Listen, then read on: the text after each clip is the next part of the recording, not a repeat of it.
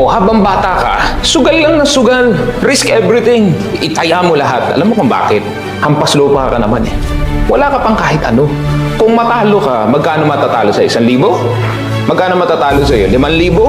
O, sumugal ka na sa laro ng buhay. Magnegosyo ka. Risk everything. Kasi sa totoo, wala pa namang mawawala sa iyo. Bakit bawat Pilipino kailangan magnegosyo? Simple lang, walang yumayaman sa magiging empleyado. Kung gusto mong magkaroon ng maraming oras sa mahal mo sa buhay, aralin magtayo ng negosyo ngayon. Hindi mo kailangan magsimula ng malaki. Ang mahalaga, makapagsimula ka. Drop agree. Naniniwala ako sa'yo. Taon mo to. Alam mo, huwag mo masyadong i-pressure yung sarili mo.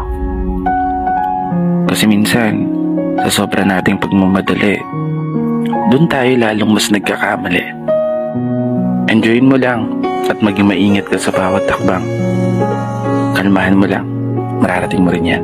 Hindi ka aangat sa negosyo kung palagi kang nahihiya. At bakit ka naman mahihiya? Ito ang mga gumagawa ng masama confident pa. Ikaw pa kaya na marangal ang iyong ginagawa? Alam mo namang makakatulong yung negosyo mo sa iba, di ba? Bakit hindi mo ialok ng ialok para mas marami ang masaya? At isa pa, nagnegosyo ka nga, di ba, dahil malaki ang pangarap mo? Sino na lang ang aabot ang mga ito kung mas pinakikinggan mo ang mga taong walang bilib sa'yo? Kung mas takot ka na makriticize at mapuna kaysa hindi maabot ang mga ito? Kaya tuloy-tuloy lang, kumpiyansa sa negosyo ang kailangan. Drop agree, naniniwala ako sa'yo na why? Maging breakthrough year mo na ang taong ito.